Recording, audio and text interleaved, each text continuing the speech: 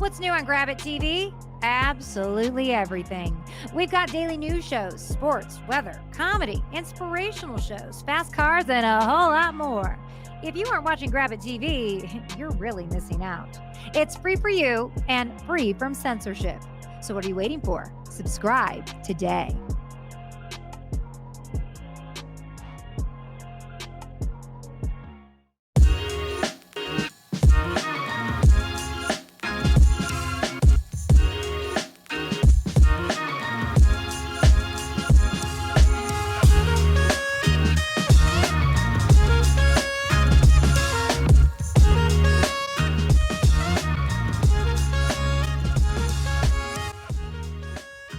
Hello, everybody, and welcome to week number 15 in the National Football League. You're watching World of Matchups, and my name is Dexter Reed. I will be your host this week and every single week, breaking down every single matchup in the National Football League. We are coming to you live and direct from the Grab It Television studios here in sunny, yet cold, Las Vegas, Nevada. To my right, I've got super producer on the ones and twos, Mr. Spencer the Wiz. Spencer, say hello to everyone, my man. And boy, did that cold come quick. It's there was freezing nothing outside. in between. It was like warm, when it was supposed to be cold. And you're like, wow, I wonder how long it's going to be warm. And the next week, it's just, there's frozen. Yeah. My backyard has snow in it. It's cold, man, out in the desert. People forget that it does get really cold here in December. So check it out. This has been one of the roughest, longest weeks in the National Football League's history with the COVID protocols and injuries. This is my toughest write-up, but we are still here to bring you the news and notes that are happening, and that's exactly what we're going to do. We're going to start with the quick hitters, starting off with the National Football League and COVID. So, the NFL and the NFLPA agreed to update the COVID-19 protocols for players because people are just dropping off the face of the earth with this COVID thing, okay? They did this yesterday afternoon, effective immediately. That's going to allow players who test of COVID list no symptoms for 24 hours and a negative test. Okay, they'll be able to come back. This rule will create more separation for players and coaches in any indoor meetings and group spaces. It limits players from gathering indoors, outside of the team facility, and mandated masks regardless of vaccination status, okay? They also come with warnings that teams and players should be prepared for additional modifications of protocols. So Roger Goodell's telling you that this is just the beginning. They're just going to keep adding on to this and adding on to this and adding on to this. Look, both sides had to do something with another wave of COVID hitting America really, really hard, and it's likely that this will not be the last change we see this year, okay? The fact that players can get off this faster is a good thing for the National Football League. Now, look, let's face it. The only reason that they did this is because they want to get these games in. Make no mistake. The National Football League does not care about the welfare of people. They care about money. It's just that simple. The hypocrisy is so ripe, they want to make sure these games get in. Once the NFLPA started talking about we're going to push for a postponement of these games, all of a sudden Roger Goodell was the forefront of everything, and they changed this like overnight. Look, I'm not saying this is like the master slave plantation thing that you hear a lot of people allude to about the NFL, but the bottom line is that these players are chess pieces, and the game is the game. The game is going to go on, all right? Yesterday, Baker Mayfield went in. I got to read some of this, Spencer. This is good stuff, okay? And I think you're bringing up a good point. Like, if Baker Mayfield stopped existing tomorrow, the NFL would move on like nothing happened. I don't care.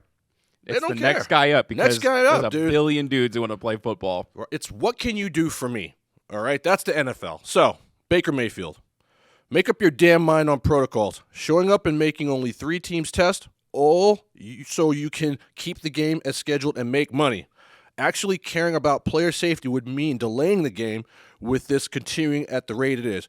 But to say you won't test is absolutely ridiculous if they don't have symptoms. Then pull this randomly doesn't make any sense to me. Tell me if this makes sense. No test this morning, then let our team gather for practice, then show up after practice to test them. Something seems off here. Of course something seems off here. And I'm not a Baker Mayfield fan, but shout out to him for actually stepping up and saying something.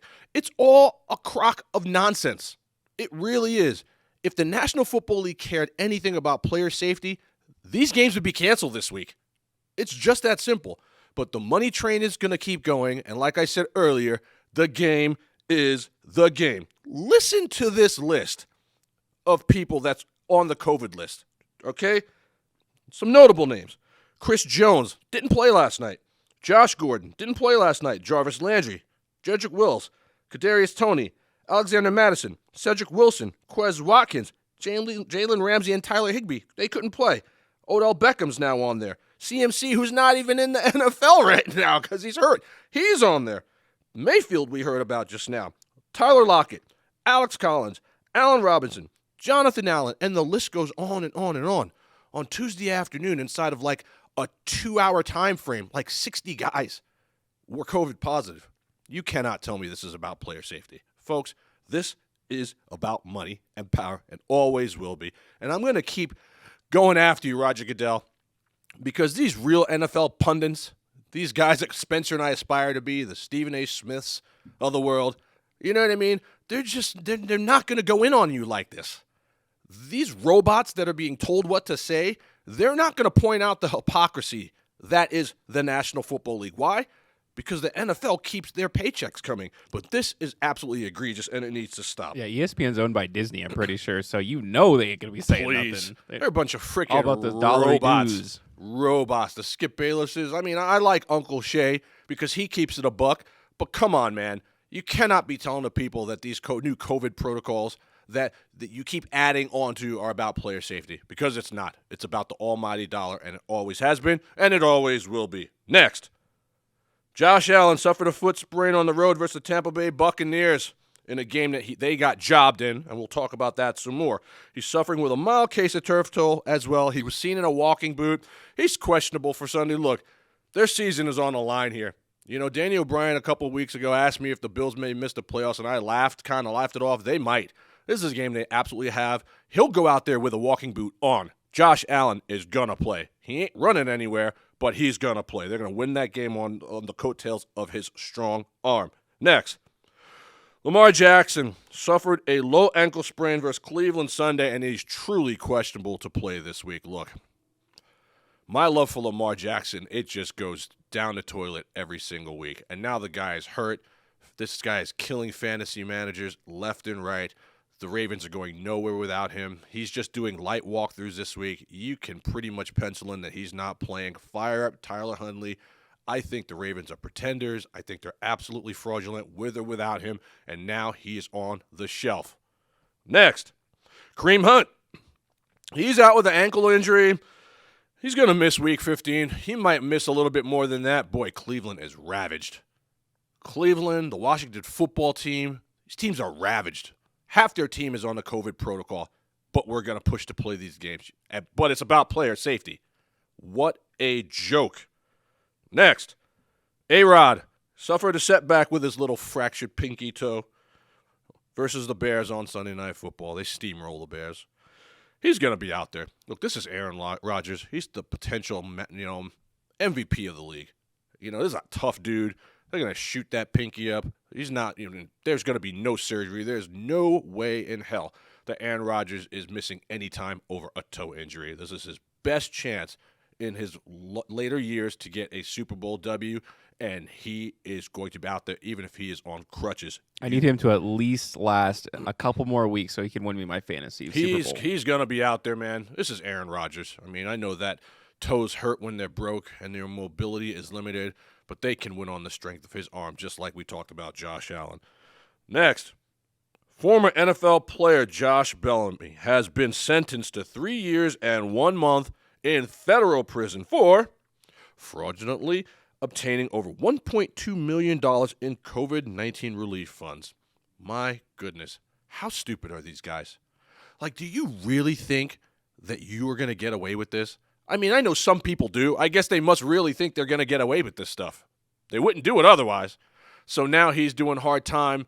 He's going to be eating octopus behind bars and, waiting for his commissary money to come in over what? Your NFL career is done. Why do guys do this? Spencer and I were just talking about this. I really think it's because they have nobody advocating for them. We got nobody in their ear. They got nobody with any sense in their head telling them, you need to focus on your career and not doing crime. Crime don't pay. It's just that simple. And now this guy's doing hard time. Enjoy the iron vacation, my guy.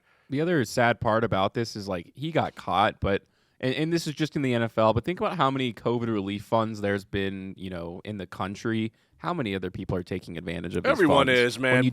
When you text to whatever to donate $10, you don't know where that $10 is going. It's COVID-19 relief funds, PPA loans. Ugh. The whole country is dirty. Dirty. And if y'all acting like y'all not, you need to fall back and stop the line. Because we all know somebody who's done. We know somebody who is doing dirt like this, just like we all know somebody who's got COVID. Tell me I'm wrong. Next, Super Bowl 58 is to be held here, right here at Allegiant Stadium in 2024. Las Vegas. First, we get the draft, then we get the Super Bowl. Let me tell you something. The best place to live in the country right now is Las Vegas, Nevada. It is booming here. We're going to have all 4 major sports here soon. Everything comes here. It's sunny. It's great. But do us all a favor. We're full, so stop moving here. But the Super Bowl is going to be here, and that's going to be fantastic. They're going to try to break the attendance for the Super Bowl that day, and more than likely it's going to happen, and I can't think of a better place for it to happen. Next, ESPN's Adam Schefter says that T.J. Hockenson, tight end for the Detroit Lions, underwent thumb surgery on Thursday, and he is out for the year. As if the Lions needed any more bad news, one of their leading receivers is done. I expected more out of Hockenson this year, quite honestly. I think he had a very so-so year. I mean, guys like Pat Freiermuth, to me, were better than him. But again, it's the curse of being on the Lions. It is what it is. Next, former National Football League wide receiver Vincent Jackson, who died by suicide, was diagnosed with stage 2 CTE. So let's talk about CTE for a second, because I think there's players in the National Football League right now that have CTE. I think Antonio Brown has got CTE. Richard Sherman. You know what I mean? Like, these head injuries, these concussions that happen repeatedly. There was a guy I saw the other day that just murdered his whole family from the NFL, former NFL player. Did you hear about that, Spencer? Oh, I didn't hear about that. Yeah, I forget his name. I was reading about it. I forgot to add it to the rundown here. He's got CTE. I mean, this is a serious deal. You know who talks about CTE a lot, and kudos to him? Former NFL player Kyle Turley goes in on the NFL every day, rips Goodell for the hypocrisy of the NFL, and he talks about these head injuries because he went through some major stuff in his career. And it's like that movie that Will Smith was in called Concussion alluded to some of it too. Folks, there's a lot of dirt that happens in the NFL that they want to keep under wraps. They don't want you to see these emails. They want to keep stuff in files that are locked behind closed doors because they don't want that money train to stop. But I will never, ever, in any kind of weather, be mad at a player for getting money. Never. Because these guys are putting their lives on the line to keep your money train going. So they need to get paid and compensated because these things are real. CTE is real. Concussions are real. Broken bones are real. Injuries that never heal are real. And now this guy dies of suicide a couple years ago, and it comes out that he was diagnosed stage 2. Boy, it's a sad state of affairs. Everybody enjoys what happens on the field, but let's not forget what happens after these guys retire and they're off the field. Next, and finally, we're going to take a second to talk about this because I can't stand this guy. Finally, Shad Khan grows a set and fires Urban Meyer late Wednesday night. My goodness, what took so long? I cannot stand Urban Meyer. I think this guy's a piece of garbage. He's walking hypocrisy. Spencer and I were just talking about this guy. We think he may have been even doing drugs. Don't be even surprised if this comes out later that this guy is addicted to pain pills or doing something on the low, because his behavior during his tenure for the Jacksonville Jaguars has been absolutely egregious. And because it's been so bad, we're going to take a little bit extra time and break down his greatest hits. He starts by hiring former Iowa strength and conditioning coach Chris Doyle, who was placed on leave in 2020 after he directed racist language at his players. That's a nice start, Urban, okay? Then, Meyer and the Jaguars, they signed Tim Tebow to a 1-year deal to compete for a roster spot at tight end. Tim Tebow's career ended 5 years ago. Why are we doing this? Okay? He's terrible. Next, the Jaguars are fined $200,000, and Meyer is personally fined $100,000 after the team violated non-contact rules during OTAs. He's off to a really good start, and this is just the beginning. Next, Tim Tebow is released by the Jaguars, okay, among their first 5 roster cuts in the NFL offseason. Meyer calls the decision tough. Look at this block that Tebow threw. I could block better than this. This is the guy that you want being the tight end for your professional football team?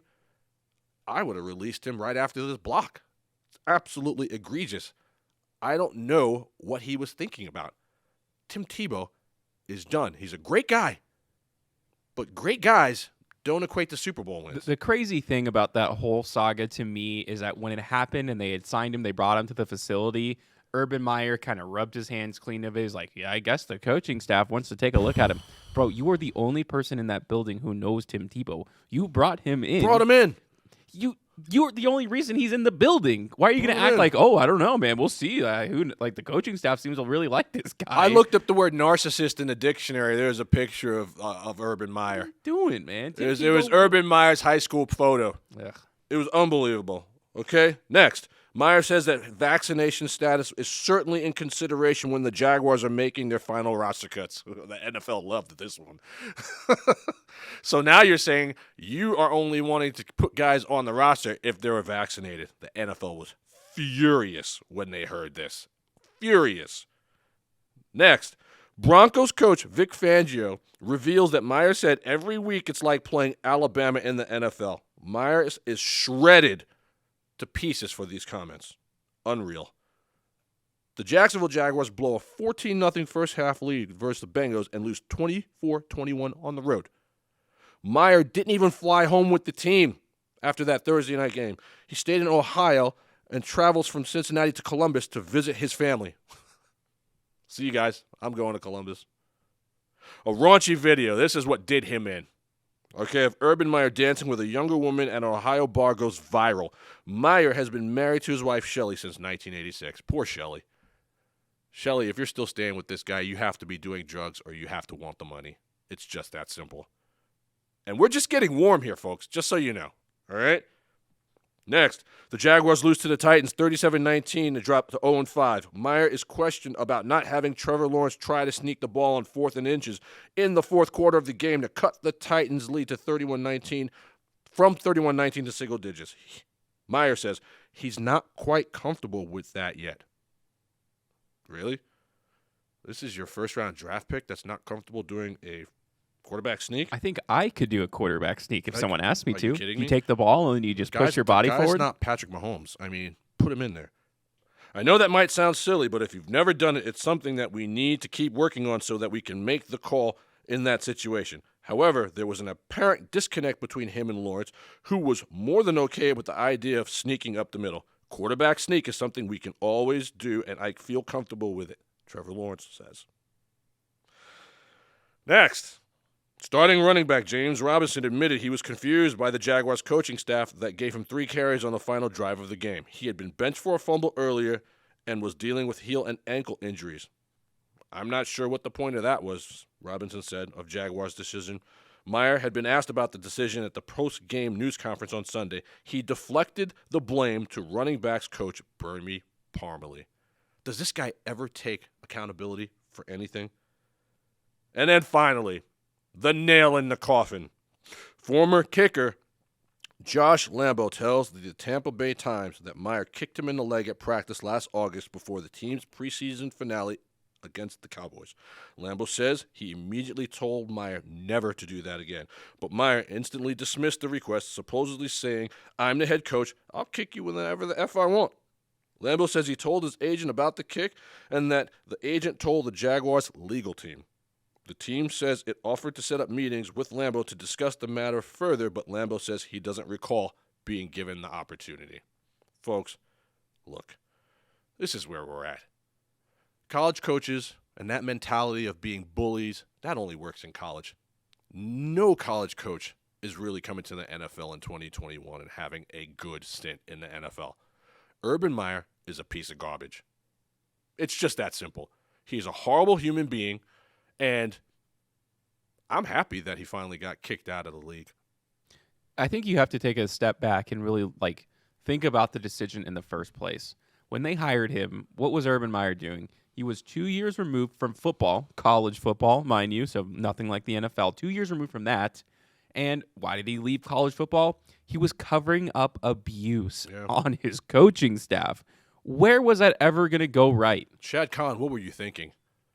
I mean, I get what you're trying to do. You're trying to make a big splash and rejuvenate your team and get them back to some sense. I mean, the Jaguars have gone to AFC championship games. You know what I mean? But, boy, this is a huge swing and miss. And let's face it, I hope Urban Meyer's never seen again. You know, and the funny thing is that because of language in his contract, he's going to get paid. He's going to get paid. And it just goes to show you that you could be a horrible human being and still collect. And, I mean, this is the type of guy that I don't want to wish anything bad on anyone, but, boy, he could be sent out into the middle ocean and never seen again for all I care. And that's all I'm going to say about that. We spent way too much time on that, but I had to get that off my chest. When I see stuff like this happen, it just annoys me to no end. Now, last night was a hell of a game. In my mind, it was the best Thursday night game of the season when my Kansas City Chiefs traveled to L.A. to look for redemption against the L.A. Chargers. In my mind, whoever wins this game is going to win the AFC West, and this was a fantastic game. Now, I swung and missed on this one. It's my second Thursday night loss in a row. I thought the Chiefs would definitely win, but I thought the Chargers would cover the 3, and I thought it would go under. And everything was looking good for a while, and then the Chiefs woke up. So first things first, the Chargers side of things. I like Brandon Staley. Okay, he's definitely a step up. I get what he was trying to do, but I can't remember a game where I saw so many fourth down conversions end up with 0 points. Now, look, you're not going to beat the Kansas City Chiefs kicking field goals. We all know this. You have to score points at home, on the road. I don't care how bad the Chiefs have been this year. They got Patrick Mahomes, Travis Kelce, and Tyreek Hill. You need to score points. So going for it on fourth down inside the 5, I will never have a problem with. Okay, it shows balls. It shows confidence in your team. It's something Anthony Lynn never would have done. Kudos to you. Good job. Where I have a problem is when you are going for it on fourth down from the 28. Take the points. You saw what happens when you don't take the points last night. And it came back and it bit the Chargers. The Chargers did everything they possibly could to give a present to the Kansas City Chiefs. And the Chiefs put the bow on it, and they flew back to Kansas City to celebrate the holidays. This is a tough loss for the Chargers and a game that 9 out of 10 times they should absolutely win. But this is why we play the games in the NFL. To the Chiefs sides of things, I'm telling you right now, the league is going to rue the day where they let Kansas City hang around. In my mind, they are now favorites from the AFC to go back to the Super Bowl. I know the Patriots are tough, but if the Patriots have to go to Kansas City, it's going to be a tough ask because that offense only knows how to play from ahead. Now, Patrick Mahomes looked at times really bad last night, but he's still Patrick Mahomes, people. You know, we've been so spoiled with Patrick Mahomes. We've been spoiled that if he does anything wrong, all of a sudden he's the worst quarterback in the league. Look, when it mattered, that team came alive last night. Travis Kelce is an absolute terminator. Tyreek Hill, you cannot play Tyreek Hill man-to-man. And in one of the worst performances under the lights, Patrick Mahomes still had 3 touchdowns and 417 yards. No one's talking about that. Everyone's talking about how bad he is. Now, did his guys carry him? Maybe. But how long has Patrick Mahomes been carrying the Chiefs? Folks, without Chris Jones, without Willie Gay, without L'Jarius Sneed, the Chiefs go on the road, not only win, they cover the spread, and they look really good doing it in the last 10 minutes of this game. Kansas City is back. But here's the deal, folks. Kansas City never left. If you go back and you look at their losses early in the season, the Chiefs were beating the Chiefs. Now they get Melvin Ingram. The defense is galvanized. They steal a road win. I don't see how they're not the favorites to come out of the AFC. And if they get home field throughout, they're going back to the Super Bowl. And my prediction of the rematch is looking better and better every day. Andy Reid is going to be Andy Reid. Look out. Now the Chiefs have some rest. This is an absolute egregious loss by the Chargers. Kansas City is ascending, folks. They've won 7 in a row when everyone left them for dead. And it will be the biggest mistake the NFL ever did, is letting this team hang around. The one thing I want to say about this game, about all the fourth downs they go for is like, I know you have a sheet that tells you when you should go on fourth down, but it's like sometimes you have to throw that out of the window and think about context. You have a chance to go up by 4 points, which is very significant. And at the end of the game, it's like, okay, you go for all these fourth downs. You have a chance to go up by 9, but you go for the 8-point lead. It's like at that point, the Chiefs were so good on offense that they're going to march down the field. That's like almost guaranteed at that point. And the 2-point conversion, I mean, that's kind of a crapshoot, but considering how well they were playing, how good Tyreek Hill, they couldn't cover Travis Kelce, they're probably going to convert that too. They weren't going to come back down from 9. There just wasn't enough time in the game. So it doesn't make sense to go for it on fourth down all the time and then not go for the kill at the end of the game. It's just kind of silly. It was bad coaching in my opinion. Yeah. And that's another side of the coin that I can't disagree with. I mean, you have to kill the cockroach, man. You let the Chiefs hang around, they're going to steal the game. There's just too much offensive firepower on that team. And a lot of people get on me, why do you fanboy about Mahomes so much? Look, if you had the quarterbacks that I had since Joe Montana retired, you would understand why I fanboy about Mahomes so much. And look, if he was your quarterback, you would fanboy just as hard. Please stop the nonsense, okay? I know he's having a down year, but he's still Patrick Mahomes. A-Rod and Tom Brady are the only 2 better quarterbacks right now in the National Football League, and I will go die on any hill with that. And the bottom line is, I think he's just as good as those guys when it counts, because he can make throws those guys can't. Patrick Mahomes is going to be an all-time great. He's already done what Aaron Rodgers has done in his career already, and he's 14 years younger. Give this guy the respect he deserves. Stop hating. I know his family sucks. I'm not a fan of them either, but on the field, the guy is an absolute stud, and he showed it to you in the last 10 minutes last night, and that's why they won. Now, we're everywhere on social media, folks. Okay? If there's a social media outlet, World of Matchups is there. Twitter, TikTok, Facebook, Instagram. We have our own YouTube page, and you can find us at grabit.com. Grabit is free. Like, subscribe. Do all the clicks, so when we have the content out there, it will go straight to you. Check us out. Show us some love. All right. Boy, there's a lot happening in the NFL, man. This already got my head spinning, but I'm going to compose myself here because it's the time of the show where we go after the referees, okay? Because every week it's something different. It's some kind of ridiculous, egregious, blown call that these guys make, and so that's what we're going to do. Ladies and gentlemen, it is time to roast the refs. No, God! No, God, please, Pass is incomplete, no flag. No! All right, folks, let's go. This is what we do. We're going to give the refs all the business. We're going to start off with showing this as a terrible, terrible, terrible penalty, probably penalty number 1 last week. The egregious error made on this play versus Stephon Diggs, not getting the pass interference. On the road, the Buffalo Bills were surging and ready for this comeback, man. And I think they would have won this game if they get this call. But it's Tom Brady, and it is the Buccaneers, the Super Bowl champion Buccaneers, and this is not called. Now, if you look at Mike Evans here, it's the same play, the same thing. A flag was thrown on Mike Evans, for Mike Evans, on the Buffalo defender, but Stephon Diggs doesn't get the call.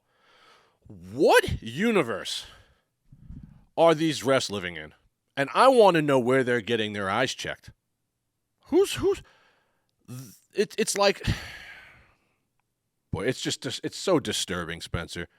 It just breaks my heart because you know what? I'm no lover of the Buffalo Bills, but they had a dog in this fight at the end. They came all the way back. That flag should have been thrown, and I think it sets them up nicely to win the game. But no. It's Tom Brady, and I don't care who you are. If you've been watching football for the last 20 years, you know Tom Brady gets all these calls. There is nobody on God's green earth that can convince me when the game is on the line that there isn't some kind of BS call, whether it is a roughing the passer call or a pass interference call, that doesn't go Tom Brady's way. And quite honestly, I'm sick to death of it. I'm tired of it. I am over it.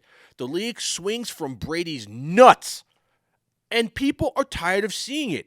Throw the flag where the flag needs to be thrown. Please and thank you.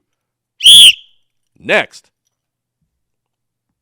Taunting penalty on Cincinnati. This is BS too, man. Okay?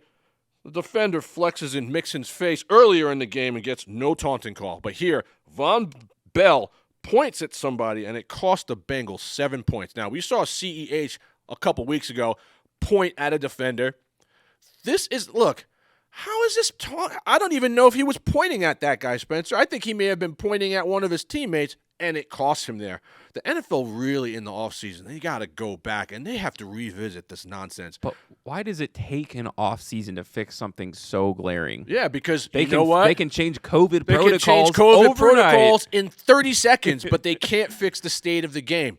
I'm telling you, folks, you can write this down. There is going to be a call that happens in a hotly contested playoff game this year that is going to cost the team a win, and Roger Goodell's not going to be anywhere to be found. You saw it a couple years ago happen when the Saints got jobbed. Yeah, it's not like taunting is defining what a catch is. It's like a very silly, dumb rule. They should be able to alter them mid-season. Something so small and it is insignificant, but they're making it 15 yards for 15 that. freaking yards. 15 yards. Shame on y'all. This is ridiculous. And I get you guys are just doing your job, but a lot of you aren't doing your job. The letter of the law here needs to be rewritten. Next, Minkah Fitzpatrick gets called for unnecessary roughness here. Folks, that's just a clean NFL hit, fam. There's no helmet to helmet. Okay? That's bang bang. It's almost like you can't hit anybody hard anymore because just because you hit them hard, even if it's a legal hit, they're going to throw the flag. Dude, at this rate, the National Football League is going to be two-hand touch. It's going to be flag. It's ridiculous. That is a clean NFL hit. Why is Minkah Fitzpatrick and the Steelers being penalized for that? That is ridiculous. Finally, let me show you what is not pass interference. That was called pass interference. Dallas blowing out the Washington football team. They threw a flag on this play. Look, if anything, that would be offensive pass interference. The guys are both going at each other. Let them play. I think the score was 24-0 at this point. Come on, man. JFC, let these guys do their thing. Stop throwing these BS flags when there's nothing to throw them for, and please throw them when there is a need for that. The Bills got jobbed. Nobody on God's green earth will tell me, Jordan Kusi, this is for you. Thank you for the Christmas cookies. The Bills would have won that game. The league is going to do everything they possibly can to make sure Tampa Bay goes back to the Super Bowl. You heard it here first, folks, and they're going to do everything they can to make sure that the Patriots face them. You've heard it here first. This stuff happens. The NFL is scripted. I'm not saying it's fixed, but the calls, the way they are broken down, it's obvious. Ray Charles can see this. Helen Keller can see this, and it is ruining the game. Roger Goodell needs to go, man. Roger Goodell is like nearing Don King status. He really is, okay? And he's doing it quietly. No one speaks out against this guy. Why? I think he's just lucky. I think he's very lucky because the other commissioners in the other leagues are just way worse. Oh, my stars, Cheaters man. are going to the World Series in baseball. Adam Silver ruined basketball for about 3 years. And then, when you look at Roger Goodell, it's like, well, the league hasn't stopped. So it's ridiculous. Like he's a good commissioner, right? Roger Goodell deserves to be in prison. That's all I'm going to say about that. I mean, I'm out. That's the bottom line, because Stone Cold said so.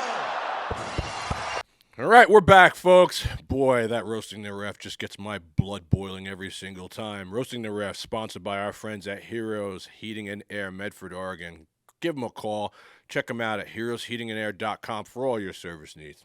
Now it's the time of the show where we hit up our mailbag, folks. We got some questions coming in this week. First, my buddy Danny O'Brien, Long Island, New York, wants to ask, do we give Trevor Lawrence a pass because he doesn't have a true number one wide receiver?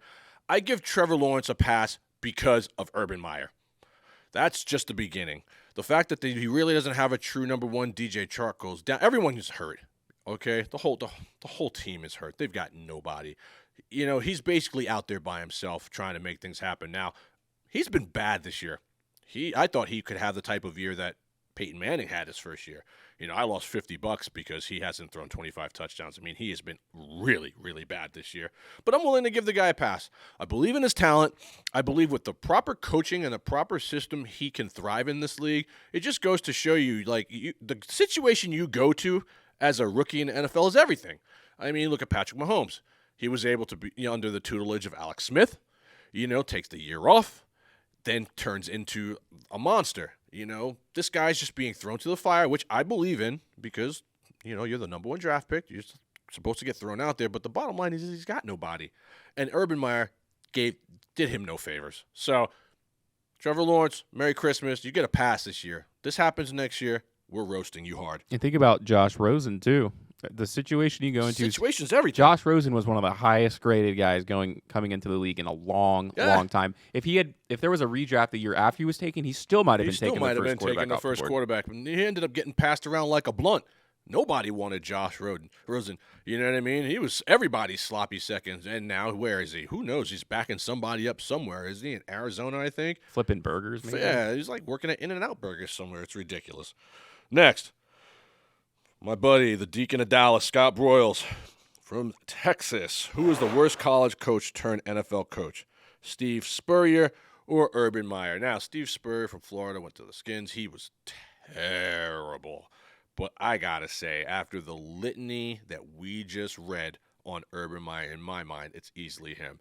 I don't know what Shad Khan was thinking. I would have fired Urban Meyer after the first 5 games. And as soon as that thing came out, with that chick in the bar, you're done. I'm not waiting for things to go from bad to worse. Urban Meyer, he's got a rap sheet a mile long. I honestly think he is doing drugs after talking to Spencer about it. The only thing that happened good under Urban Meyer's watch, the only thing, was beating the Buffalo Bills 9-6. That's it. Everything else went wrong. In my mind, he is way worse than Steve Spurrier, and I will never back off that. The guy is horrible. Should be shot somewhere and left for dead. Yeah, I said it. Gonna cry? Next. Between who's this from? This is my homeboy, Rob the Raider. Always coming through with the heat. 2-part question. Between Baker Mayfield and Lamar Jackson, who has played their way out of more money? I think they both have. And you know what's funny? They're both going to get huge contracts. That's how the NFL works. They're both awful. Lamar Jackson, I'm done flip-flopping on him. He's terrible. Lamar Jackson is RG3, except a little bit better. And in 10 years, he'll be writing a book, just like RG3 is. He's awful. And to me, Baker Mayfield is more of a warrior because at least he's out there playing hurt, but he's not good. Baker Mayfield wants to be like, I don't know. Who were we just talking about? The quarterback from the Eagles. What's his name? Gardner Minshew? Gardner Minshew, I think, is every bit as good as Baker Mayfield. Yeah, I said that too. I don't think Mayfield is good. And they're both going to get $100 million contracts. Why? Because their franchises are idiots. And they don't want to live with the egg on their face of saying we're wrong about both these guys. And second part question. With 17 teams above 500, okay, and 7 teams 1 game away from 500, the NFL parity is at an all-time high. Now, which team is my team to hate to admit more than any other team, the sleeper team in the National Football League? Look, for me, it's very simple. It's the San Francisco 49ers. The 49ers were left for dead. George Kittle was George Brittle. He was on IR. Brandon Ayuk was a ghost. The whole Trey Lance, Jimmy G fiasco. The only thing that was happening good in San Francisco was the ascension of Deebo Samuel. Now, the NFL is a copycat league. Shanahan is seeing what is happening in Atlanta with Cordero Patterson, and he has now turned Deebo Samuel into this hybrid kind of player who's taking rushes out of the backfield. What does that do? That opens up the rest of the field for a now healthy George Kittle and a now re-emerging Brandon Ayuk. Mix in a nice find in Elijah Mitchell, all being hurt right now, but he got them to where they are right now, and he'll be back. You've got a team that nobody wants to play, and that defense is decent. I know their secondary sucks, but their front four is good. Bosa's a stud. Shanahan has been to a Super Bowl. Nobody wants to play the San Francisco 49ers right now. And I'm telling you right now, and you call me crazy all you want, man, I think they could beat the Packers. They always beat the Packers. Why couldn't they do it now? They could go to the Super Bowl, yeah. They're as healthy as they've ever been. I can't wait to have the angry degenerate on because that's his team. I can't wait to hear what he has to say. Folks, the NFL season is long, and it's even longer now that there's an extra game. You cannot leave teams out to pasture to die because it does this. You know what I mean? And everyone's getting healthy at the right time, kind of like what Kansas City's doing. They're playing solid defense. Dude, Jimmy G is better than everyone thinks he is. He missed a couple throws in the Super Bowl, and he doesn't really show up when you really need him to, but he has been hot like fire the last couple of weeks. Nobody wants to play San Francisco. Honorable mention, the Vikings. Spencer and I were just talking about them, too. They're loaded.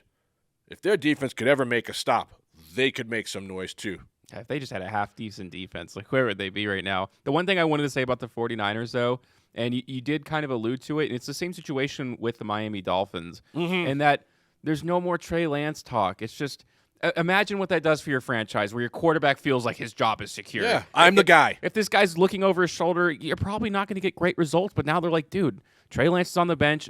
This is your team, and now oh, wow, Jimmy Garoppolo's playing great football. It's very obvious to me.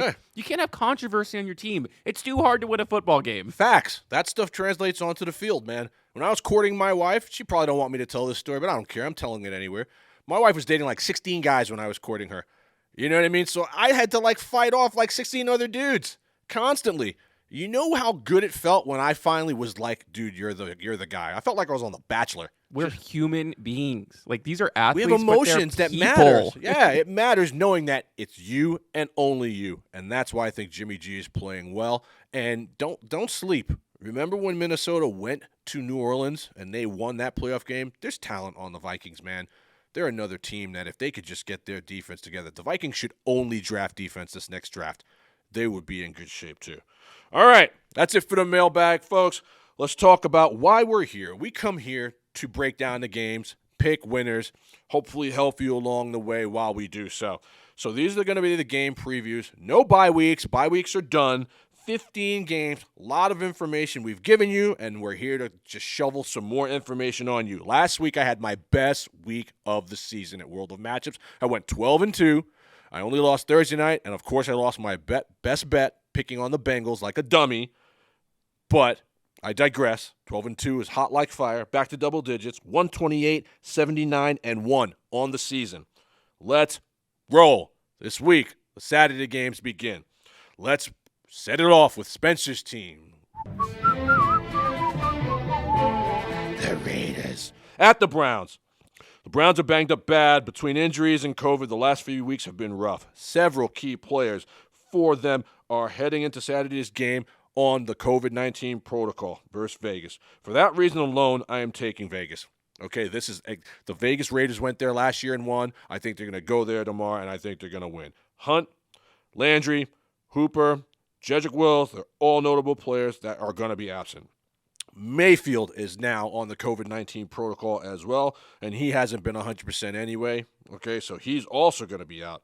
The Raiders did go to Cleveland last year, and they played really, really well. Okay, I think they won like a 3-point game on the road, and everyone was healthy. I could see them easily doing that again. Josh Jacobs, Hunter Renfrow, they're playing at a very high level right now, even though they're losing. Darren Waller is out, so that's going to be more targets for Renfrow, who can't be checked. I think it's Cooper Kupp 2.0 in the making. This is going to be a big deal for Derek Carr to have to go out there and pull this one out. But like I said, Cleveland is missing half their studs. Carr should play well enough with Renfrow and Jacobs to get this W. I think the Raiders will win going away. This is a game that they are sure to lose on paper, and that's why World of Matchups is going to take them to begin the NFL Saturday for 2021. Factor in that the HC, Mr. Kevin Stefanski of the Browns, will not be on the Browns sideline because he is dealing with COVID-19 as well, and the pick is very easily for me, the Raiders. Next, this is a tough game to call. I may flip. I don't know how I'm feeling here, but let's talk about the Patriots and the Colts tomorrow night, Saturday Night Football. Just think Manning versus Brady. Okay, there's been two storied franchises. There's history here, and this should be a great game. Both teams are coming off a bye and should be rested and healthy. Expect to see a huge dose of the run game in Jonathan Taylor. and this will be the focal point for Indianapolis. Damian Harris and Ramondre Stevenson will be the focal point for the New England Patriots. Now, I don't expect too many air yards in this one as Mac Jones and Carson Wentz. They're both going up against really good defenses here, okay? Double B is going to be Coach of the Year. Just write it down, all right? And I think he will do enough to shut down the Indy offense and win yet again. This is going to be a game I think a lot of people are going to take the Colts. I'm still rolling with the Patriots here, okay? They're going to win ugly.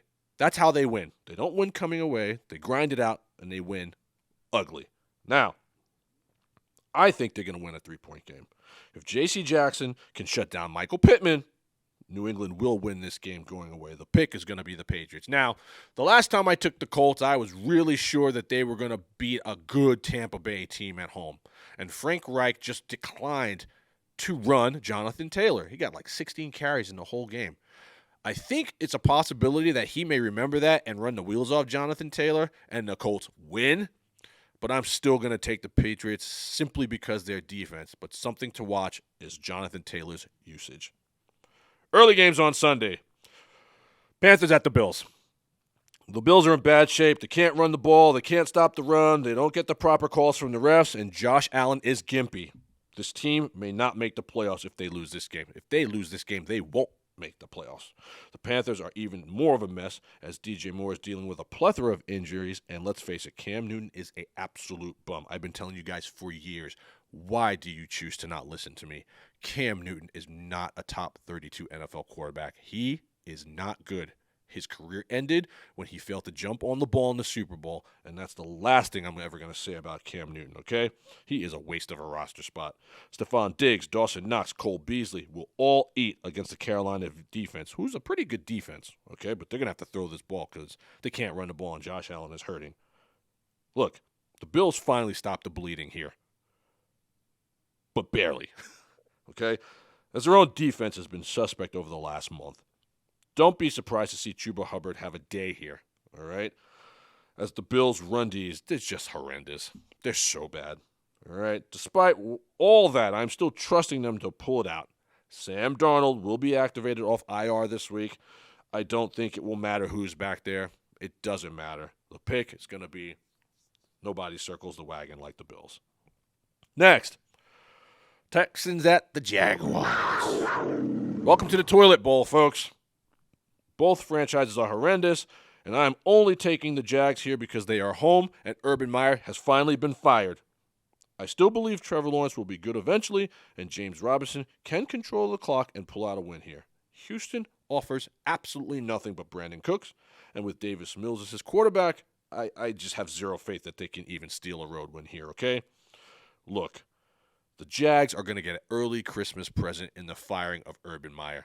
It's exactly what this team needed. The cancer has been removed. They're going to be galvanized. Spencer and I were even talking about putting some money on them. I just can't see how they lose this game after finally getting what they want from Black Santa.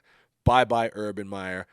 World of Matchups is rolling with you, Jacksonville. Don't let us down. The pick, the Jags. Next, Titans at the Steelers, the Squealers. They need to start playing for pride, man. Okay, as they have been the laughingstock of the National Football League in recent weeks, there's talent all over this team.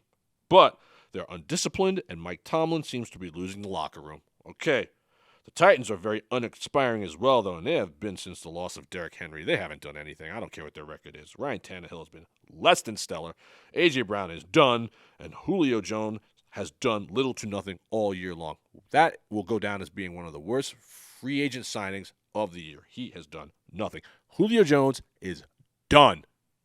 Now, I fully expect the Steelers to stop embarrassing themselves at home by running the wheels off Najee Harris, and the Titans will have no answer for Deontay Johnson, and the Steeler defense should be able to slow down the Titan offense. They should.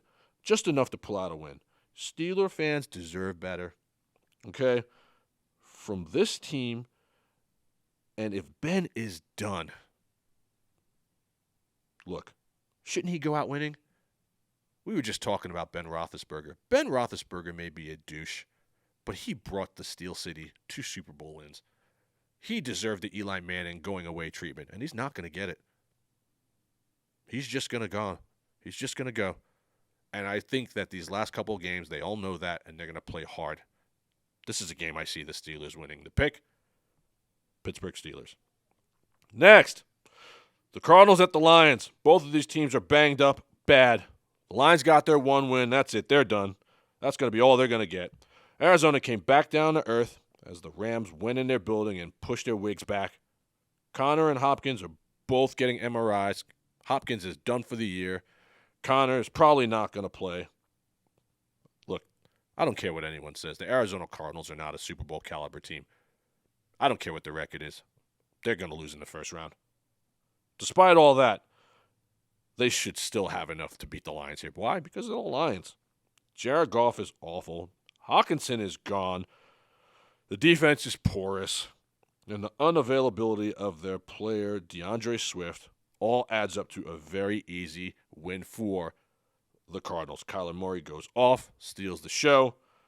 Look, if they can't beat the Cardinals, they're worse than I thought. The pick, Arizona Cardinals. Next, Jets at the Dolphins. AFC East matchup. Jets are done. They simply don't have the weapons to beat an ascending Miami team trying to backdoor that playoff spot. I think the Dolphins make the playoffs. What do you think about that, Spencer? Well, it doesn't look like they're going to lose anytime soon. Yeah, so that playing guys that like means the playoff Jets. spot. Yeah, I think they're getting in. Okay, so fire up to Waddle. Just went on the COVID protocol list, so they're going to be without him. Fire up Devontae Parker though. Gaskin's going to be good as well. Zach Wilson's performance has been awful all season long, and it won't change Sunday. The only thing good about Zach Wilson is he's got a hot mom. His mom is hot. All right, and having a hot mom doesn't equate to wins. Okay, you're supposed to be a franchise quarterback. You're terrible. Robert Saleh isn't over his head. If Ty Johnson, Jamison Crowder, and company are the answer, we need to ask ourselves what was the question. The pick is easily the Miami Dolphins.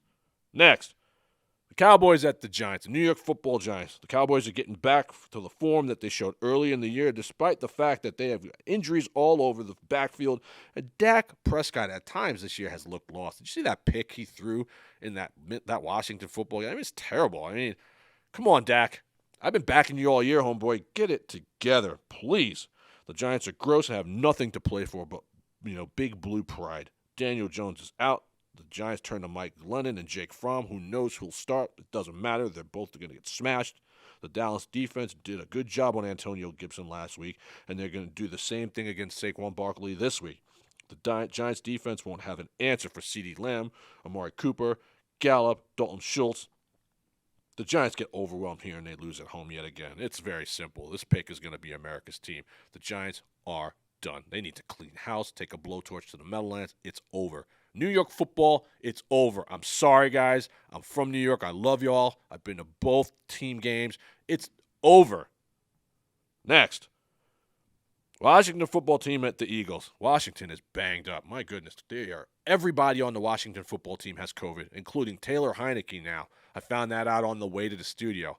So they're in big trouble. I don't even know who their quarterback's going to be now. Yeah, Kyle Allen. Kyle also Allen, on that list. and I think he may be out too. I heard something about it being like a third or fourth string. I mean, the ice cream man's going to be the quarterback for the Washington football team on Sunday, okay? They have 4-game win streak snapped at home last week versus Dallas. The Eagles are coming off their bye week to face a team that will be without some of their best players. Terry McLaurin's in the concussion protocol. Logan Thomas is out. Montez Sweat. Chase Young done for the year. I mean, they're just a mess, okay? How this team won 4 games in a row is beyond me. I don't know how they did it. Nick Sirianni will run the ball right at the teeth of this defense, okay, and protect Jalen Hurts by doing so, which is what he should have been doing all season long. But he finally woke up. Kudos to him. That Eagle defense should have no trouble with whoever's back there running the football and throwing the football, as long as they control the line of scrimmage and bottle up Antonio Gibson. The Eagles' defense has played well in recent weeks, and they are home. This should be a very easy Eagle victory in a division matchup. The pick, fly Eagles fly. All right, folks, that's the first set of games. We're going to come back, and we are going to talk about our Vegas Strong Real Estate player to watch this week. I think you'll be kind of surprised by who it is and pay a couple bills. You've been watching World of Matchups. My name is Dexter Reed. We will see you guys on the flip. Heroes Heating and Air are HVAC experts with great customer service and an unbeatable price point. They are certified Rheem heating and air conditioning equipment dealers in the Southern Oregon area, including Medford, Grants Pass, and Ashland. They offer free bids and estimates, 24-hour repair service, new installation and replacements, attractive maintenance agreements, and a senior citizen special with home efficiency replacements. Check them out online at heroesheatingandair.com or call 541-821-1615. Welcome back to World of Matchups. Before we continue, let's pay some bills. Are you looking to buy or sell your home in the Las Vegas or Henderson, Nevada area? Alex Ganem with Vegas Strong Real Estate Group, a brokerage with a cause, can assist you in achieving all your real estate needs. With 15 plus years of experience, Alex Ganem is a recipient of several client service awards, along with a top-notch selling and buying technique to get you the most for your home and the best value for your new purchase. Call Alex Ganem at Vegas Strong Real Estate Group today at 702-786-4553. That is 702-786-4553. Vegas Strong Real Estate Group. We are one city, one brokerage, one dream. All right, folks. Boy, a lot is happening.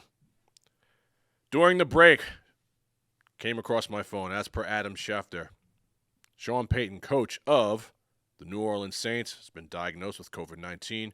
He will be not on the sidelines on Sunday. Let me tell you something. Nobody's safe.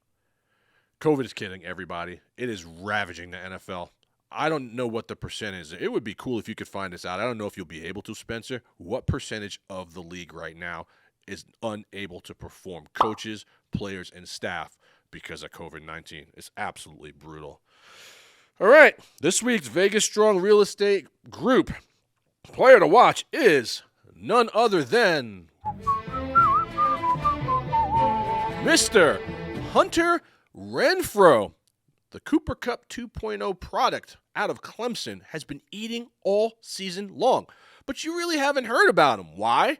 Because of guys like Henry Ruggs, because of guys like Darren Waller, because of idiots like John Gruden, because you have to get a chance to play. This guy is more than a third down specialist, and he has shown up in a big way the last couple weeks. This guy, like Cooper Cup, is always open. Hunter freakin' Renfrow now, right? The guy catches everything his way. His routes are crisp. And the funny thing is that he looks like a librarian. This guy doesn't look like a football player, but this guy's an absolute stud. This guy's a wide receiver one. There's a little Cole Beasley to him. There's a lot of Cooper Kupp to him. Watch his footwork. He catches everything. And the best part I like about Hunter Renfrow is that he's played some special teams. He can punt return. He can kick return. We have one clip that we're going to show you here of a fake punt versus the Los Angeles Chargers where he just levels a guy. This is a football player to keep your eye on. I know the Raiders are terrible, okay? But sometimes in a bad season, there are building blocks that can build for the next season. And if Vegas was smart, they would do everything they can to lock up this guy. This guy is small, he's undersized, but he's slippery. And if you throw it his way, he'll catch it. Couple mistakes here or there. He had a costly fumble last week, but they weren't winning that game anyway. But look at his numbers. I'm going to read you guys off a list. In fantasy, this is going to be really, really interesting. Of all the guys, Hunter Renfrow has more PPR points than this season long. CeeDee Lamb, Alvin Kamara, Dalvin Cook, Travis Kelce, DK Metcalf, DeAndre Hopkins. Folks, these are all studs. These are all guys getting picked in the first 3 rounds. Hunter Renfrow went undrafted. This guy is a diamond in the rough, and he deserves his flowers. I don't care that he's on a bad team. Good things grow out of bad things all the time. People put manure in gardens all the time. Hunter Renfrow is a stud, and he deserves his flowers. Ladies and gentlemen, on behalf of Spencer the Wiz, Grab It Television, and Vegas Strong Real Estate Group, this week's player to watch is Mr. Hunter Renfrow. Late games time. Let's go. The Bengals at the Broncos. The Bengals have let me down for the last time. I'm done with the Bengals. I just cannot do this anymore, okay? The Bengals are like the new Seahawks. When I bet them, they blow it. When I don't bet them, they win. I've been on the train with Spencer and my wife for about 2 months. I can't do it anymore. You guys just keep letting me down. I love you, Joe Burrow. I'm not breaking up with you. I'm just not taking you anymore, okay? Look, they're now on the road needing to win to stay afloat in the race for the AFC playoffs. I see them losing this game as well. Everyone's going to like them this week. I see them losing this game. The Bronco run game is the class of the National Football League, and I know Javonte Williams is kind of banged up, but Melvin Gordon is no slouch, okay? The Bengals have weapons all over the place with Burrow, Mixon, Chase, Higgins, etc. However, that defense needs work, man. I see Melvin Gordon chewing up clock, and if Javonte can play, he's going to chew some up too. And they're going to control this game from the jump. Teddy Bridgewater is not good, but I think he can still do just enough to not blow it. Jerry Jeudy and Courtland Sutton, they need to be more involved. Boy, are any players in the National Football League being wasted more than these two? Vic Fangio's job cannot be saved. We all know this, okay? But this is like an audition for another gig. Okay? People are still watching. And this is the perfect game to do it. Bengals are a good team. Watch Patrick Surtain Jr. in this game. These guys can continue to step out of his dad's shadow and make a name for himself. If the Bengals turn the ball over in this game, they're done. They'll pick the Denver Broncos at Mile High. Next, Falcons at the San Francisco 49ers. Atlanta pulled out my upset special last week, and now they're going to get murdered by San Francisco on the road.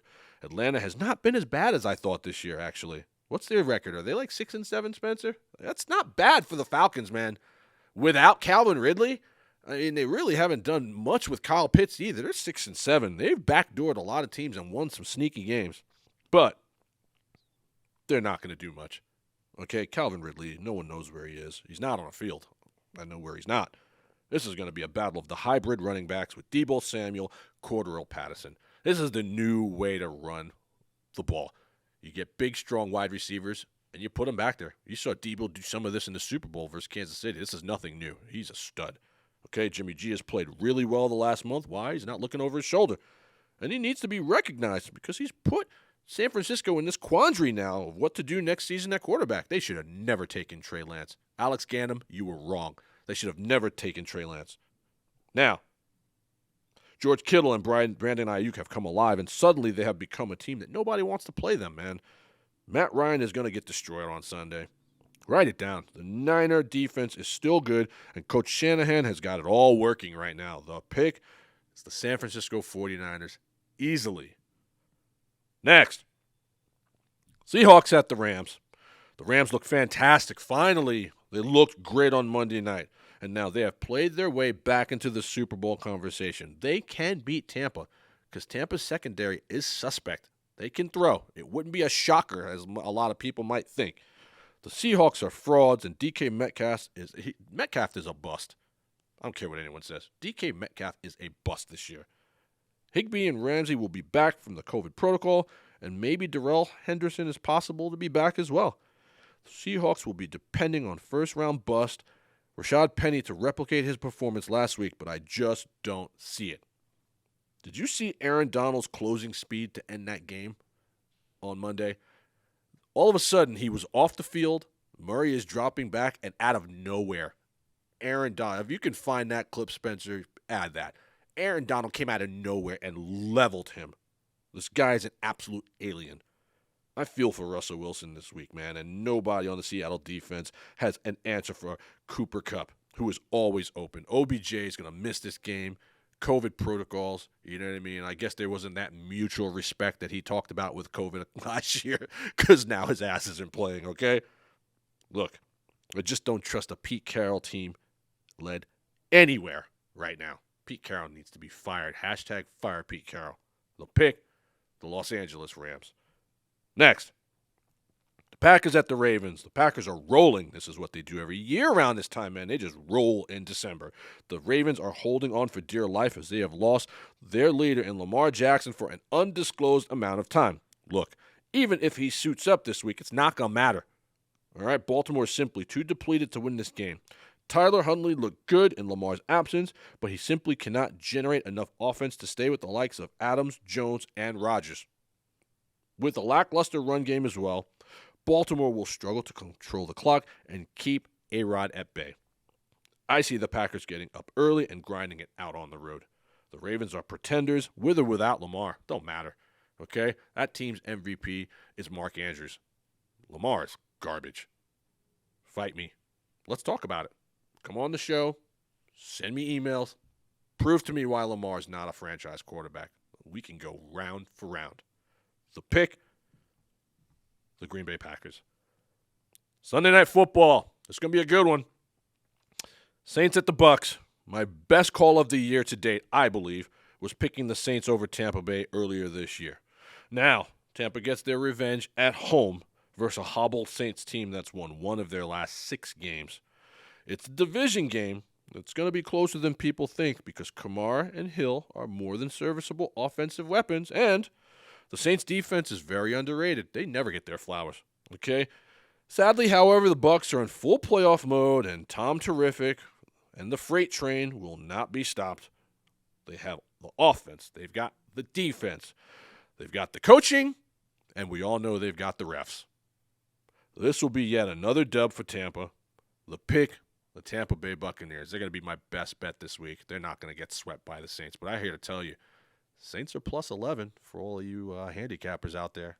This ain't a handicapping show, but I really like 11 points a lot. Next, Monday Night Football. Vikings at the Bears. Shout out Eric Waltermeyer.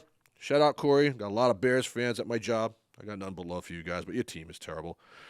This should be the nail in the coffin for Matt Nagy's removal as head coach. Okay, he should be gone. It's going to be cold, and the ground game favors Minnesota and Dalvin Cook, who was a monster last Thursday, okay? He was unbelievable. Chicago is lost on offense and defense, and while Minnesota, they're no world beaters, they have some offensive pieces that are just unstoppable, man. How good is Justin Jefferson? How have we gotten this far, and was Justin Jefferson a player to watch? How? Shame on us. You know what I mean? Justin Jefferson's a top 3 wide receiver in the National Football League. Shame on World of Matchups. We got to fix that. He's an absolute stud. And Kirk Cousins is having a great season outside of a few bonehead plays.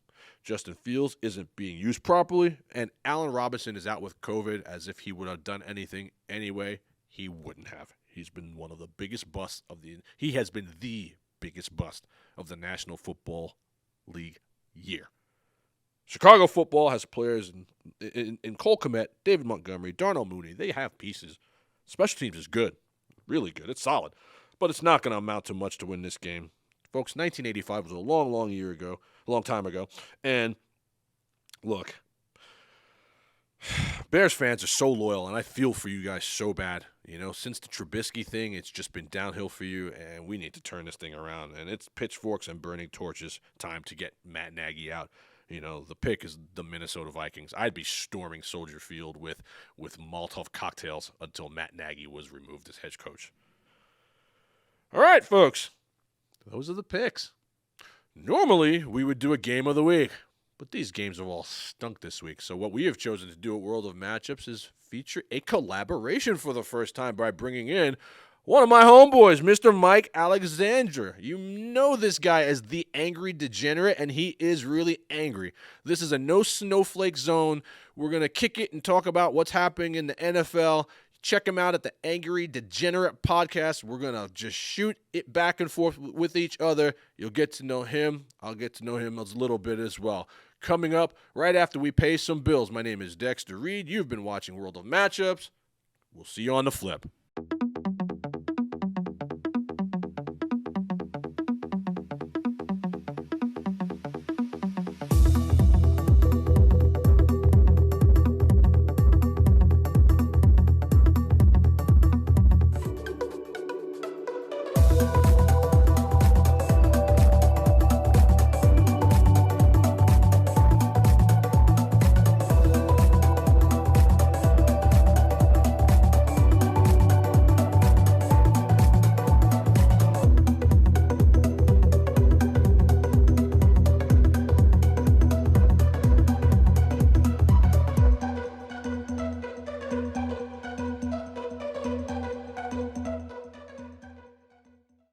Welcome back to the program, everyone. Before we venture into our collaboration this week and special guest, we must welcome in our sponsor for this segment for the entire season, Miss Stacey Harrison of Felony Fitness. Folks, Felony Fitness isn't for the faint of heart.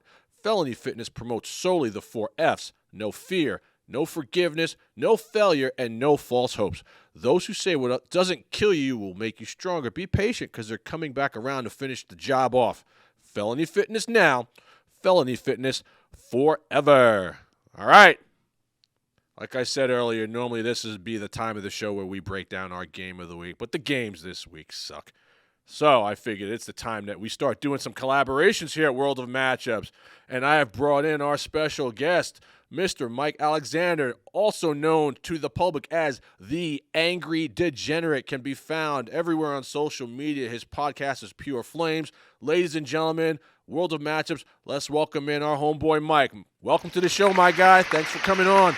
Thanks for having me on. Thank you for reaching out. I appreciate being on. You got a great production going on here. I appreciate that, man. We're trying really hard, and I believe in the way that you get put on is putting other people on, and so reaching out to other people like yourself who are doing quite a good job yourself is the way to go, especially when, because you and I, we're not trying to be robots like some of these clowns you see on Fox News and ESPN, you know what I mean? This is real unadulterated on the toilet bowl at 3 a.m. figuring out who's doing what type of sports journalism, right? So, right off the bat, bro, why are you so mad? Tell the people what you so angry about, bro. You know what? That's just my gimmick. I kind of think it as like if you go back to the 1990s wrestling or the wrestling, every wrestler has a gimmick. My gimmick's the Angry Degenerate. That's my character. That's my other side of the brain type thing. I like it, man. I have my Michael Alexandre at home, the father, the employee. But on my private time, on my podcast time, I'm the Angry Degenerate. I love it, bro, and you spit pure fire. If you guys haven't checked this guy out across all sports, not just the NFL, this is something you need to tune into, man. Just like, follow, good for laughs, but good for real pertinent information as well. So, let's start off right off the bat. Let the people know. You're a San Francisco 49er fan, man, and I got nothing but respect for what you guys are doing right now. Let's talk about what you think about the 49ers and what could potentially happen with them from here to the end of the season. What are you looking to get out of them? The season has been a tumultuous season at best. It's been a kind of a big roller coaster. I initially had the 49ers finishing in second in the division, not behind the Cardinals, but behind the Rams. So the Arizona Cardinals, to me, kind of popped up out of nowhere, to be honest with you. I had zero confidence in Cliff Kingsbury and how he runs an operation, but he has proven me wrong, and I am man enough to admit that. Okay. But with the 49ers, I mean, it's been, like I said, it's been a roller coaster. Jimmy Garoppolo's been a roller coaster. He's kind of come on a little bit recently, but, I still am kind of, weighing the positives and negatives of Jimmy, because while he does do just enough to win, he also, man, makes these boneheaded mistakes and decisions that puts our team in peril. And, I think what's been the key to success now in the latter half of the season has been, just pounding the rock, time of possession, and limiting mistakes and forcing turnovers. And those are all key things that every NFL team kind of needs to win. The 49ers were not doing that initially to start the season. Now they are. Yeah, they're coming on strong, man. I'm telling everybody that's a team that nobody wants to play right now. So give me your pick coming out of the AFC. Who's going to the Super Bowl, bro? I've been telling people, because I love what's going on in New England. I love what they're doing there. But I think we need to pump the brakes a little bit. I think, I don't think we haven't seen Mac Jones be put in that situation where he needs to throw the rock. Yes, finally, someone's saying it. We haven't seen that yet. Yeah. And until I do see that, I'm not going to put them as my number one seed, or I'm not going to put them as my Super Bowl favorite. I know a lot of pundits out there. I know a lot of Vegas bettors out there are saying the leaderboard here is Tampa and the Patriots. But to me, you just got to look at the team that played yesterday. I think it's the Kansas City Chiefs. I think they have put it together. They started the season very tumultuous. Mm-hmm. People were saying, is their little run over? And I said, pump the brakes, calm down here. You got Patrick Mahomes, you have Andy Reid. They're not going away. Their defense has gotten so much better. Like, it's Huge. night and day. I think their defense, and maybe this is a hot take. I think their defense right now is a little bit better than their 2019 defense that went on to win. Come on. Come A hot on. take. A Come hot on. take. And I'm not just saying that because you're a Chiefs fan. I truly believe that. Come on. I think they're the leaders in the clubhouse right now. Right on, man. I'm feeling the exact same thing that you're saying on all fronts. Until I see Mac Jones have to come from behind and throw the rock downfield to win a game, I'm pumping the brakes on the Patriots. They might have the best defense in the AFC, but if you're down 21-0, at some point you got to score points. Who is your NFC team to go to the Super Bowl? This is a little. I go back and forth here with this one, but I think it's going to be Green Bay this year. I think it's going to be Green Bay this year. I know they're in the number 1 seed right now. If you watched that week 1, you would have thought, man, all that stuff with Aaron Rodgers in the offseason, it's seeping into the season. They put that behind them, and, man, they're firing at all cylinders. Aaron Rodgers came out this week, and it was the Bears. Let's preface that. Let's put a little asterisk on there. But he's putting a showing out there, and he's not 100% healthy. That team is excelling despite it to all of its injury problems. That team looks like it's playing at a different level than other teams at this point in time. Yeah, they're hungry like a fat kid, man. They are. Yep. And the bottom line is if you have to go to Lambeau in December, I mean, I've been to Lambeau twice. Both times was in September. It's rough out there. You're gonna have a hard time winning that game. I know the Tampa Bay Buccaneers and Tom Brady went and won that game last year, and I worry about the Packers because they just don't have that killer instinct, and their defense scares me. I mean, they still did give up 30 to the hapless Bears in their building, but it wouldn't surprise me at all if they went. I think Tampa will go back, but I also think that they're ripe for the picking. Their secondary is horrible. You can throw if you throw the ball. I mean, you saw the Bills get robbed Sunday. The Bills should have won that game. They threw all over that secondary. Carlton Davis is a scrub. Murphy Bunting is a bum. It's all about the front four in Tampa, and I think that I'll even go as far as saying this: whoever they play in the AFC is winning the Super Bowl this year. Your thoughts? The AFC is by far and away the toughest conference at the moment. I mean, you just look at it up and down, and it's tough. I mean, you have teams like you have a team in the Buffalo Bills that is 7-6. That was a team. That is a team that is supposed to be up there in the 1, 2, 3 seeds. They're out all the way at 7, fighting for their playoff lives, and I think they've been a little bit unlucky. You kind of pointed to it in the Tampa Bay game. They were unlucky in that 50. They got robbed. Yeah, they did, and they also got unlucky in that 50 miles per hour game. Like, can you really rate a team based off of that? I mean, that's once in a lifetime type weather. They peaked too early, man. They peaked too early. They haven't been the same since they beat Kansas City in their building, and look how the tables have turned. So let's do some rapid fire, bro. I'm gonna throw out some things at you. You're gonna give me a 1-word answer for everything I say. All right, one word. Let's start. I usually use a lot of words. Yeah. Let's go. Urban Meyer. Loser. Bill Belichick. Winner. Jimmy G. Mediocre. Patrick Mahomes. Legend. Josh Allen. Quick. Tua Tagovailoa. Inconsistent. The Raiders. I guess I'm gonna have to use the same word twice. Losers. I mean, what can you say? What can you say about that franchise? Yeah. Not totally. Jonathan Taylor. Beast. MVP.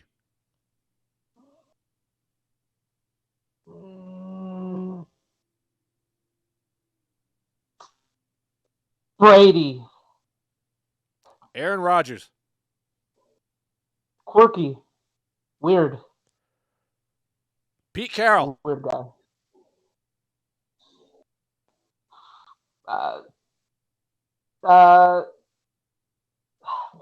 Uh, winner. Matt Ryan. Retire. Ben Roethlisberger. Retire. Slow.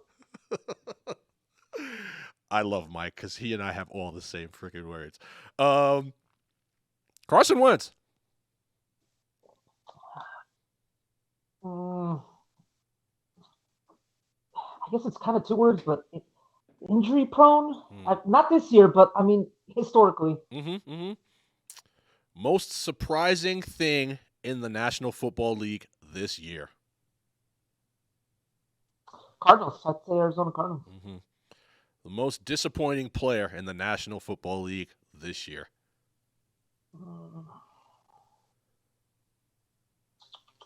Ooh, that's tough. You're gonna get me stuck on here. I mean, I'm gonna say coach. I'm gonna go with the coach. Brian Daboll. Yeah. Daboll's been disappointing to me. Disappointing. Yeah. Hey, it's hard to argue. You know what I mean? Hard to argue depending on where the hype train was at for them. Justin Jefferson. Man, monster. He is a monster, man. He doesn't get his just due.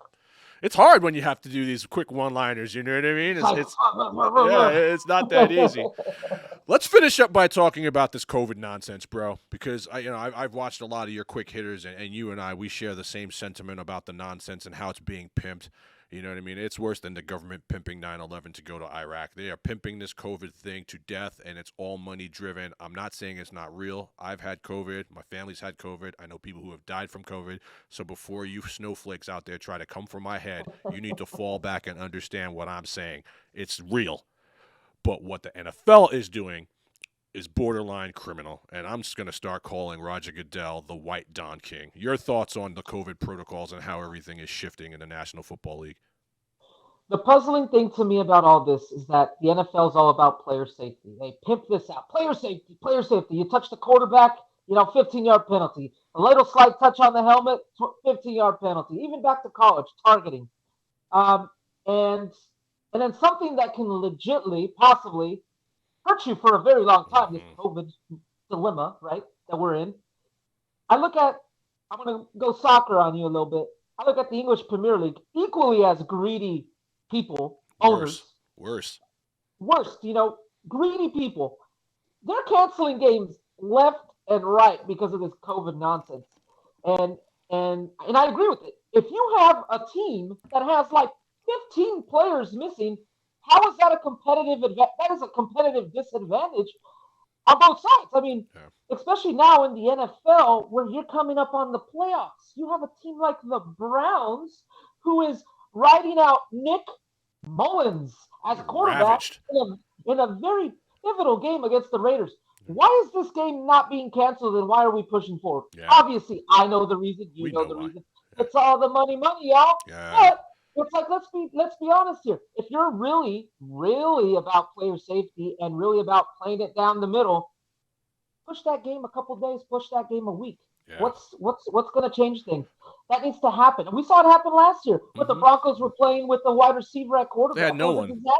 Just forfeit. Just forfeit the game. Or postpone the game. But I feel for for Browns fans and Browns players, Baker Mayfield, which I'm not a big fan of, he talks a lot of stuff, and he's not a very good quarterback, and he's on too many damn commercials for being such a crappy quarterback. But he went in. He went in, and he's right. I mean, he is, come on, man. Guys. It's like, what is going on here? What is going on? The hypocrisy is so ripe, bro. It's like you need this game, and I'm not a Raider fan. I don't like Baker Mayfield. Not a Browns guy either. But it's like that game needs to be pushed back. It needs to be forget flexed.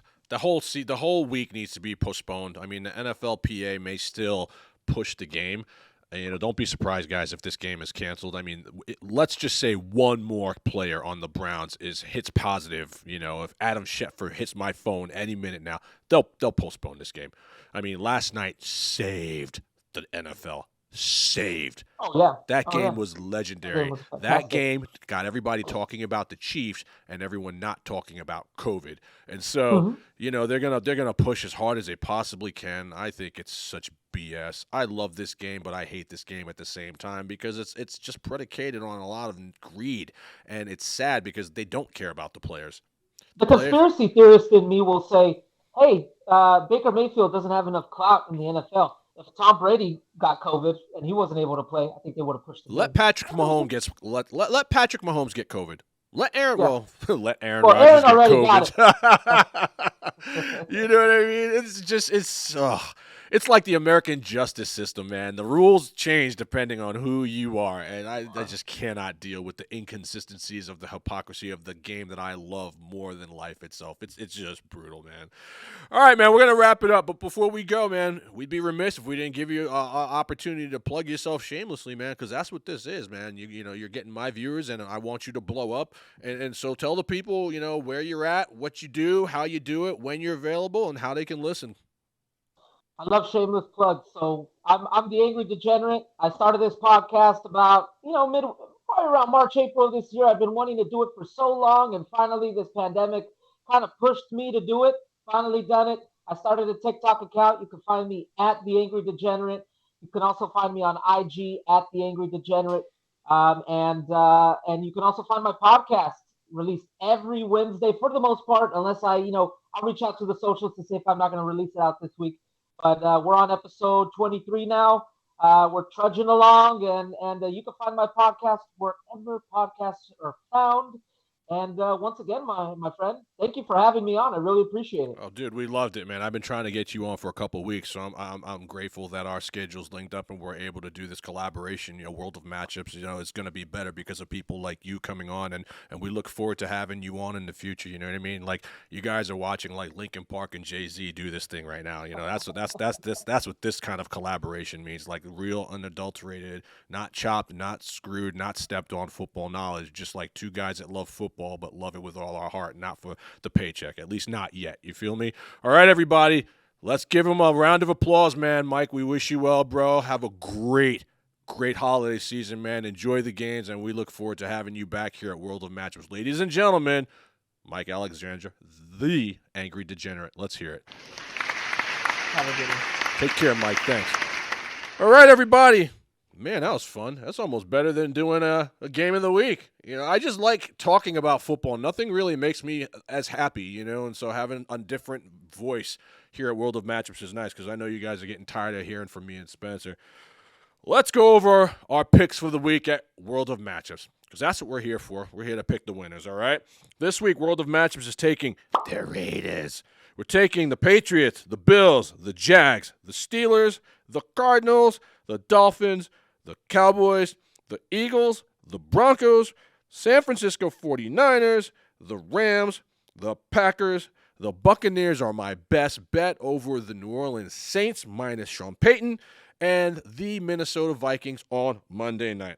Once again, like we just told you earlier in the show, we are everywhere on social media, folks. Find us at TikTok, Grab It, YouTube, Facebook. If there's a social media outlet, it's sure to be out there. At World of Matchups, hit us up. Let us know what you're thinking. Like, subscribe, follow. Grab It is free. All the content is there, as well as a lot of other really cool shows on that platform as well. So check it out. It'll take you 2 seconds to sign up. And again, it's free, capital Free, free. Check us out. Show us some love. Listen. We have enjoyed doing this, and we are going to do this throughout the playoffs. I know the season's coming to an end, but don't worry. Spencer and I, we are committed to bringing you some kind of football entertainment moving forward. So on behalf of Grab It Television, Spencer the Wiz, my name has been Dexter Reed, and you have been watching the most comprehensive and progressive new television show to hit the airwaves and the big screen this season. You have been watching World of Matchups. We'll see you folks next week. Enjoy the games. Please stay safe. COVID is not something to play with. We're out.